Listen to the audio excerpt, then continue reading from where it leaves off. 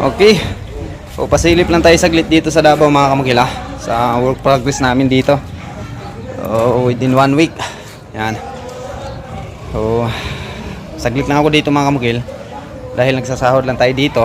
At siyempre, may kunting pagpupulong, no, sa trupa. So, aalis naman ako pagkatalunan, no, para sa sahod nila doon. So, balkoni tayo mga kamukil. Ito na yung update nya. Yan. Tapos na sa pagtatiles itong balkoni. Yan, papunta doon. So dito sa loob rin, tapos na rin mga kamukil yung sa loob, no. Ayun, no, papansin nyo. Ayan. Dito, ito yung pagtatiles namin, no. Ayan. Tapos na. Within 5 days. No, napagtrabaho namin dito. Ayan. Papunta dito. Papunta doon. Ayan yung electrical natin, okay na to, no. Function na to lahat. Pati yung mga outlet natin, function na to lahat. So may mga outlet, ayan, nakatip siya kasi kinulang tayo sa convenience outlet. So by Monday, ito naman yung asikasuhin ko, bilhin ko itong mga kulang sa electrical para matapos na yung electrical na. Sa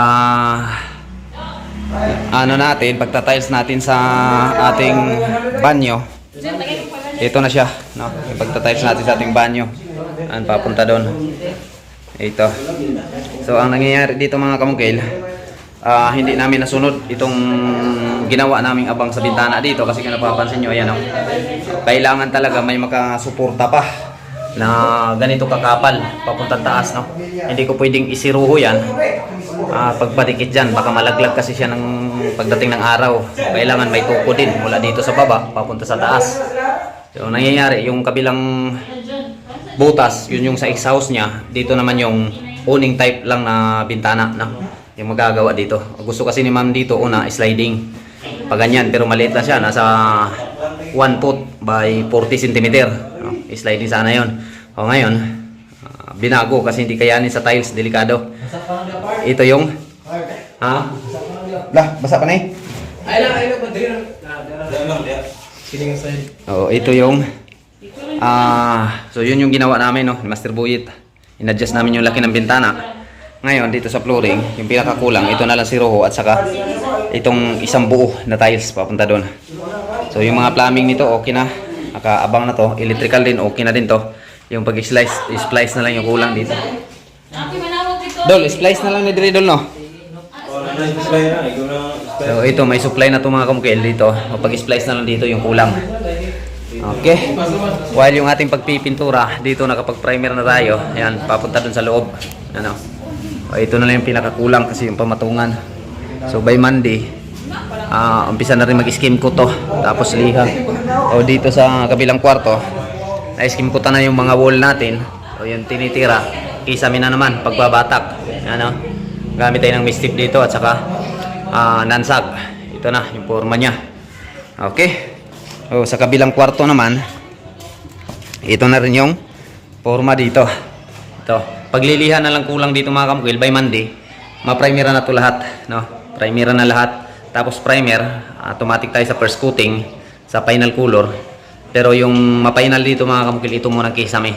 Kasi itong pa-walling, ano pa, parang yung finish nito na kulay, hindi ko pa talaga sure, no? Hindi ko pa talaga alam kung ano, plain white ba siya or gagawin nating medyo dark, no? Yung puting-puti, haluan natin ng kunting itim para magiging gray siya, no? Magiging light siya tingnan. Ayan. O basta ititimpla ko na lang yung kulay dito. Pagka pasok sa panlasa ni ma'am, patuloy natin yun. Yung white na haluan natin ng black, o magiging gray yung kalalabasan niya. Light gray lang yung ating titimplahin dito. Tapos papakita natin sa may-ari. Pagtatiles natin, okay na. Yung kulang dito, grouting na lang, no? Saka ko ito groutan kapag tapos na talaga yung pagliliha. Tapos na dito sa taas yung pintor natin.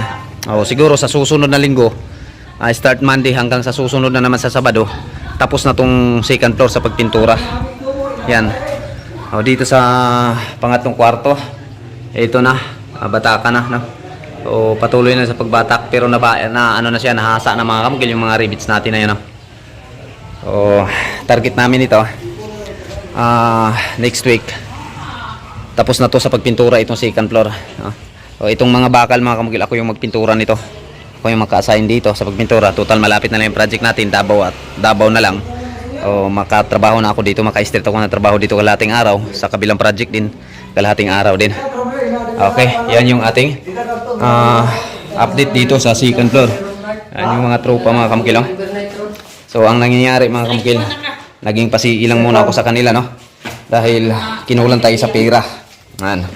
So usapang construction mga kamukil, hindi talaga maiiwasan yung mga ganyan, no? Importante lang, huwag mong tablahin yung pinagpaguran nila. So paminsan lang naman ito mangyari mga kamukil, ngayon lang, no? Ayan, dito sa baba yung lights natin okay na, mga pin lights function na to lahat, center light pati dito.